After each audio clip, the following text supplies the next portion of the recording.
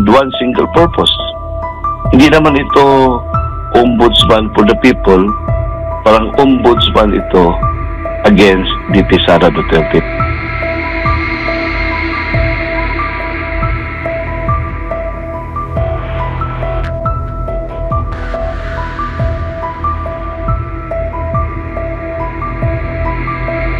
Naganap na nga ang isa sa mga pinangangambahan ng ilan sa bansa na mailuklok sa makapangyarihang pwesto ng ombudsman si dating DOJ Secretary Boying Remulla.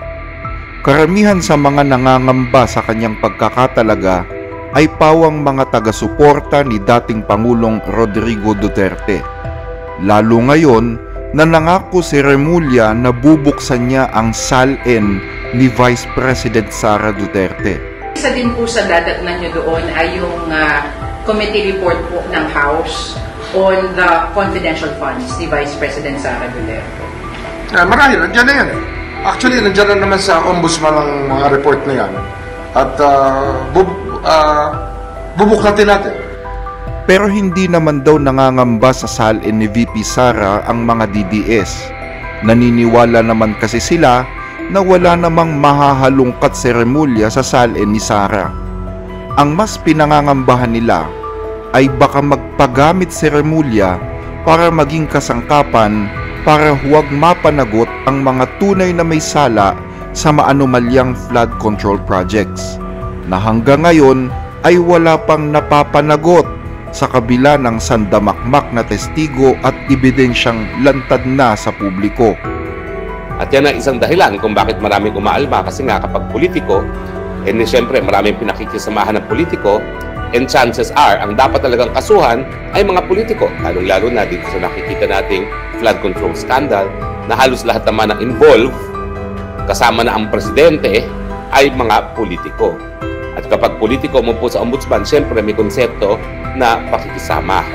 Ang posisyon ni Remulla ay isa sa pinakamakapangyarihan at pinakamatibay na posisyon sa Pilipinas.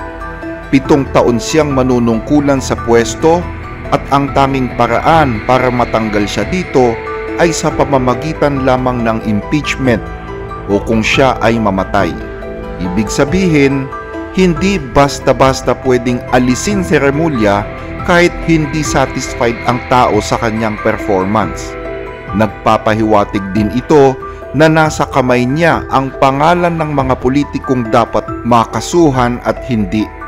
Kung magpapagamit si Remulla sa ilang matataas na politiko na ngayon ay nadadawit ang pangalan sa katiwalian, tiyak na magagawa niyang iligtas sila o i-delay ang pagpapanagot sa kanilang mga kasalanan. Malaki at mahaba ang kapangyarihan ng ombudsman. Pero may kapangyarihan ang Pangulo para mapasunod siya kung gugustuhin nito. Kung hawak ng Pangulo ang suporta ng Kongreso na may kakayahang mag-impeach sa ombudsman, masasabi nating nasa awa pa rin talaga ng Pangulo ang nakaupong ombudsman. Nagkataon naman na pinsan ng Pangulo ang fully supported pa rin na si Congressman Martin Romualdez, na itinuturong mastermind di umano sa 2025 budget na nagpondo sa mga maanumalya at substandard na flood control project sa bansa. Kaya ang tanong ng ilan, kakayanin kaya ng nakaupong ombudsman na kasuhan sa sandigang bayan ang pinsan ng Pangulo? May mga nagsasabi na oo, pero may mga nagsasabi din naman na hindi. Ayon sa ilan, sinara na daw kasi ng Pangulong Marcos ang pag-asang mapanagot ang kanyang pinsan kung totoo man ang mga aligasyon laban dito dahil nga sa pagtatalaga kay Boying Remulla. Ang paglalagay kay Remulla sa isang matatag at mahabang kapangyarihan ay nagpapahiwatig na rin na nasa matatag na posisyon si Romualdez sa kabila ng panawagan ng taong bayan na dapat siyang imbestigahan at mapanagot. Ang sabi pa ng ilan, yun din naman daw talaga ang isa sa mga layunin kung bakit itinalaga si Remulla sa posisyong ito, ang iligtas si dating House Speaker Romualdez sa asunto At ayon kay Congressman Kiko Barzaga, para maipakulong na rin ang mga kalaban ng administrasyon sa halip na ang mga taong nasa likod ng malawakang katiwalian. Ayon naman kay Amy Marcos, ito daw ay Plan C para maipakulong na si Vice President Sara Duterte at wag nang makaporma sa 2028 presidential election. Kasi nga, sumablay daw ang Plan A at Plan B, ang People's Initiative at ang impeachment case na ibinasura ng Korte Suprema. Bakit maglalagay ng kaduda-dudang personalidad na klaro naman, politiko naman yan. Hindi naman yan na maaring maging anong sinabi, recognized probity and independence. Mukhang planchadong-planchado na. Kung hindi makakalusot yung impeachment, nako ang Plan B, diretso na tayo sa Plan C. Planchado na ang lahat. Sa kasalukuyan, hindi pa daw pwedeng makasuhan sa ombudsman sina Romualdez at ang tatlo pang di umano ay kasabwat daw niya sa anomalya. Sina Majority Leader Representative Manuel Jose Dalipe, ex-Congressman Elizalde Co at Congresswoman Estela Luz Quimbo. Kung matatandaan, naghain ng complaint na graft and corruption at falsification of documents ang kampo ni Congressman Pantaleon Alvarez laban sa mga nabanggit na congressman. Sinuspindi ito ng kaka-retired pa lang na ombudsman na si Samuel Martires dahil ayon kay Martires, mayroon na daw kasing katulad na reklamong nakabinbin sa Korte Suprema laban sa mga nabanggit na kongresista. At kailangan muna daw magkaroon ng desisyon ang SC tungkol dito bago umaksyon ang Office of the Ombudsman. Dagdag pa ni dating Ombudsman Martires, wala daw kapangyarihan ng Ombudsman para disiplinahin ang mga impeachable officials, mga miyembro ng Kongreso at mga hukom batay daw sa sinasabi ng konstitusyon. Sa makatwid, hanggat walang pinal na desisyon ang Korte Suprema sa reklamong naisampan na noon laban kay Romualdez at iba pa, hindi pwedeng umaksyon ang ombudsman laban sa kanila.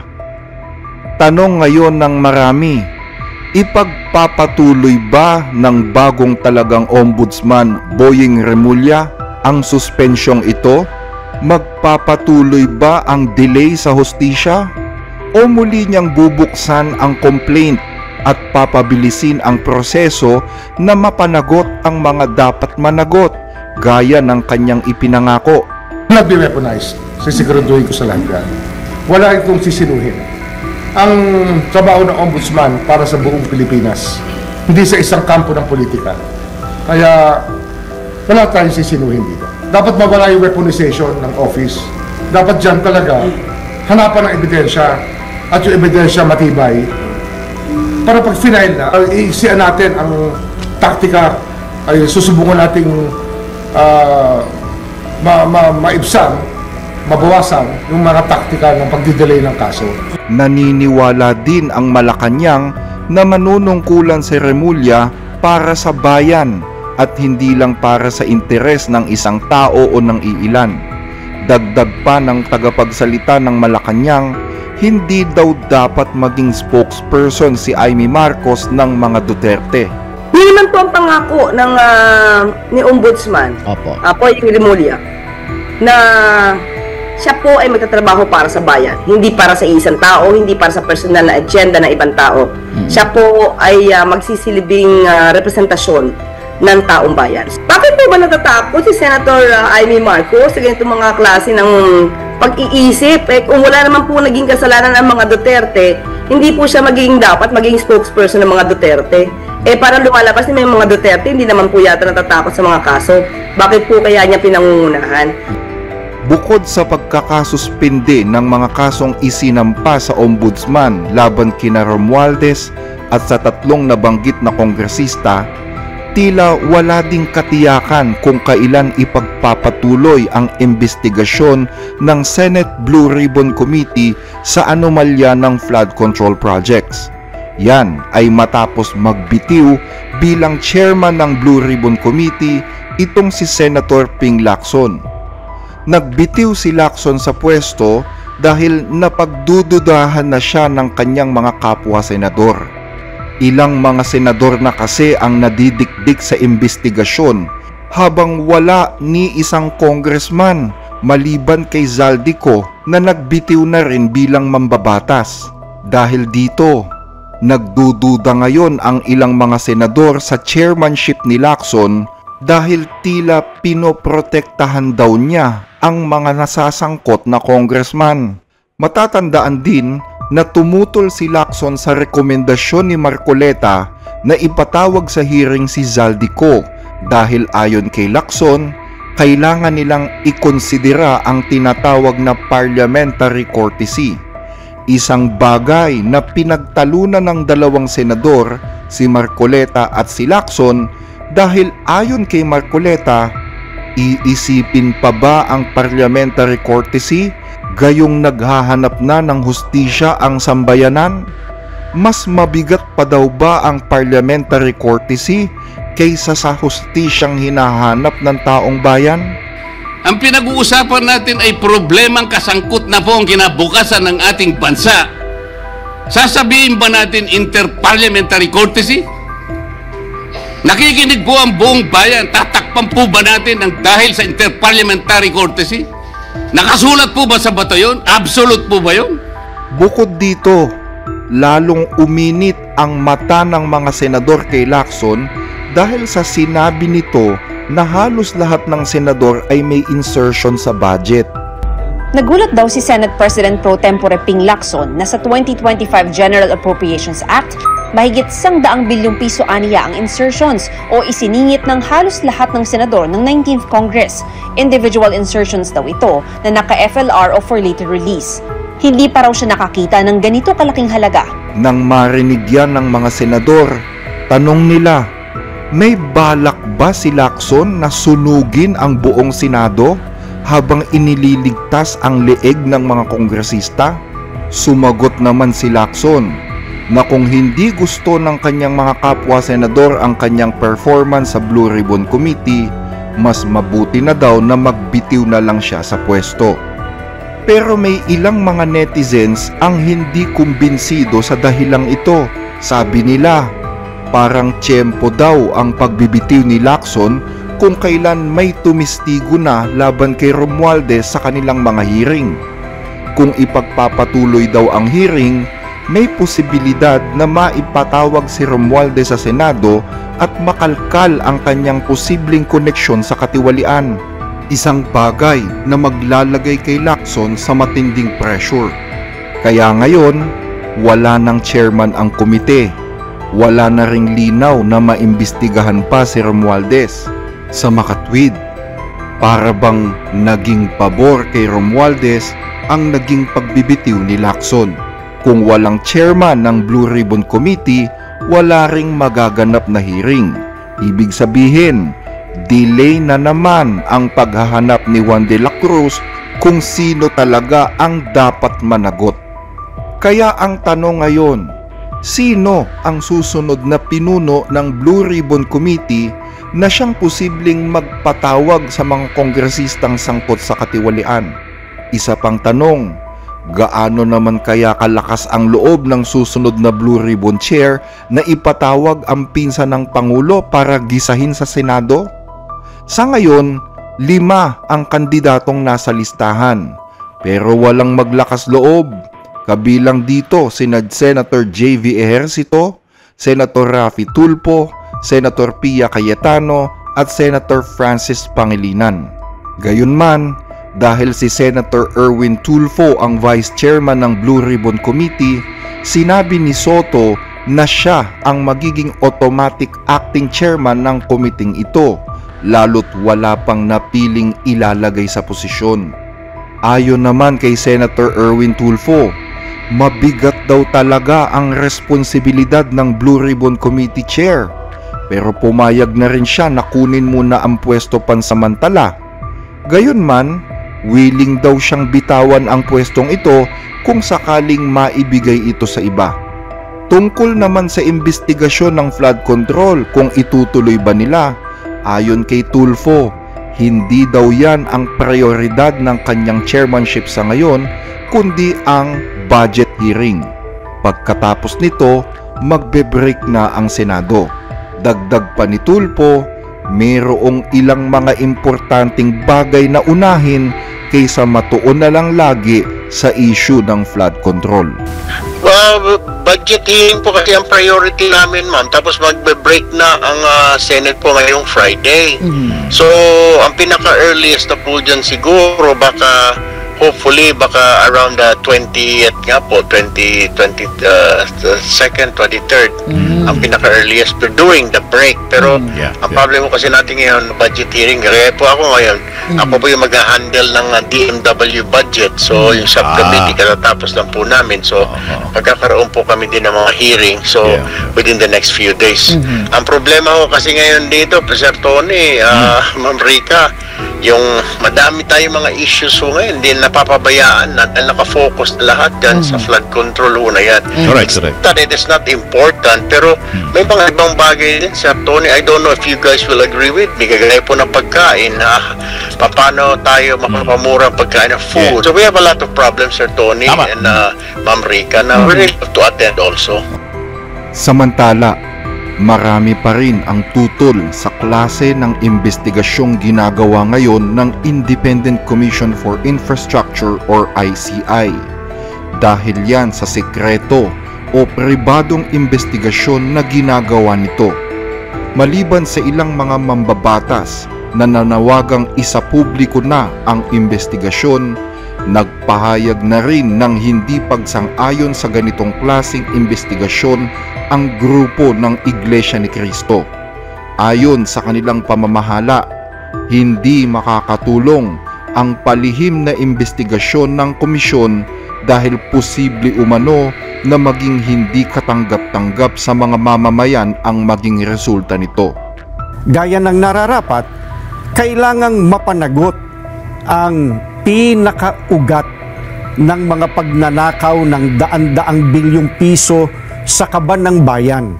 Subalit, hindi ito magagawa kung ititigil na ang investigasyon ng Senado, gaya ng napapabalitang gagawin ng liderato nito dahil sa hindi malinaw na dahilan. Gayun din, hindi rin makatutulong ang investigasyon ng ICI sa palihim nitong pag-iimbestiga. Ano pat anuman ang maging resulta nito ay posibleng hindi maging katanggap-tanggap sa mga mamamayan at makadagdag lamang sa nagaganap na kaguluhan at kawalang katiyakan. Kailangang bukas at dapat masaksihan ng sambayanan ang mga pagdinig sa isinasagawang investigasyon. Naniniwala kami na para magkaroon ng kapayapaan, kailangang patuloy na imbestigahan ang malawakang katiwaliang iyon at isagawa ng may transparency at walang kinikilingan o pinagtatakpan. Sagot naman ng tagapagsalita ng palasyo, bilang independenteng komisyon, ayaw daw kasi ng Pangulo na panghimasukan anuman ang maging proseso ng ICI. Ayaw po kasi panghimasukan ng Pangulo kung ano yung magiging proseso ng ICI. Kaya nga po tinawag yung isang independent commission. Meron po itong mga kumbaga leader, meron po itong chairman, meron po itong mga miyembro na sila po ang dapat na mag-decide kung ano po yung klase ng procedure nila. Kamakailan ay naglabas ng sabina ang ICI kay Zaldico, habang imbitasyon naman ang ibinigay kay Romualdez.